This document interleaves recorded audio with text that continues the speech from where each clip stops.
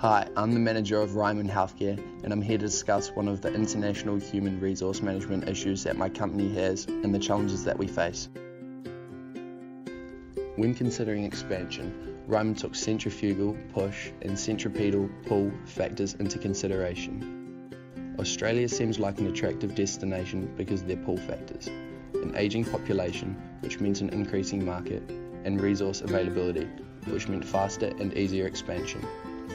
Australia being so close to New Zealand and so culturally similar was also a pull factor. In relation to this, citizens of both countries can both easily migrate to either country. These were the shortage of workers in New Zealand and the low population or small market of New Zealand.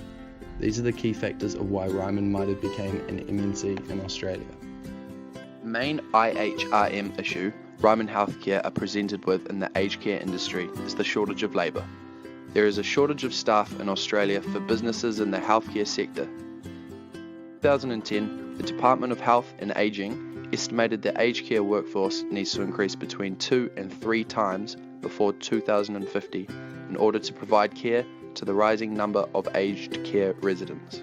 This labour shortage is down to the low pay, unreasonable hours and skill shortage in the industry.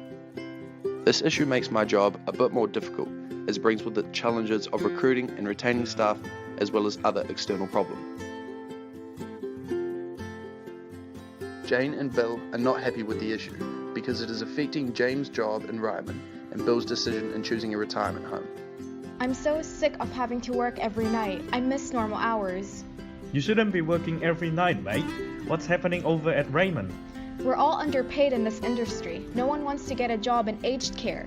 We have to end up working all kinds of unreasonable hours because no one else wants to work here. I'm not sure how much longer I can keep doing this. I'm thinking of resigning.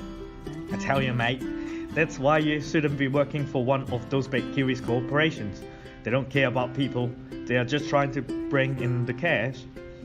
Yeah, maybe you're right. Maybe it's time I get a job at a locally owned village. When Ryman expanded into the Australian market, it expanded into a market with plenty of untapped potential and huge demand. The ageing population of Australia is much higher than New Zealand's and is seen in the graph, which means there is a huge demand for retirement villages. According to the Ryman annual report for 2018, the number of people in Victoria aged 75 and over was 40% greater than the number of people aged 75 and over in the whole of New Zealand. The aged care workforce needs to increase between 2 and 3 times before 2050 in order to care for the growing number of aged care residents. The lack of workers in this industry may be down to the low wages that come with the nature of the work. Most people in this industry are paid around $20 an hour for being responsible for caring for the older generation. Another challenge that we face at Ryman is retaining employees.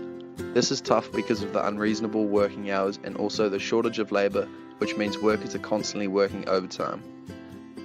The workers will be less willing to work unreasonable working hours in this industry, as the wages in New Zealand and Australia are very low, which is close to the minimum wage of the local legislature.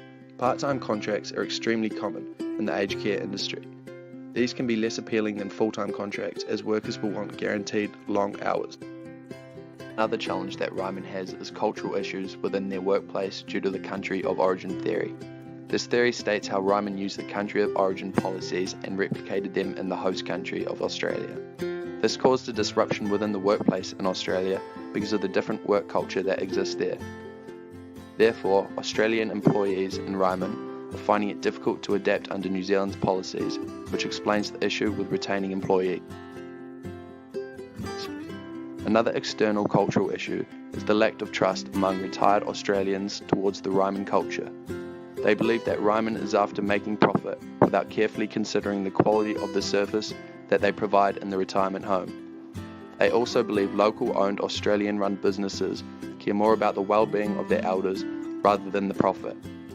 Therefore, they view Ryman Healthcare as a corporation rather than a community home that most retired citizens look for.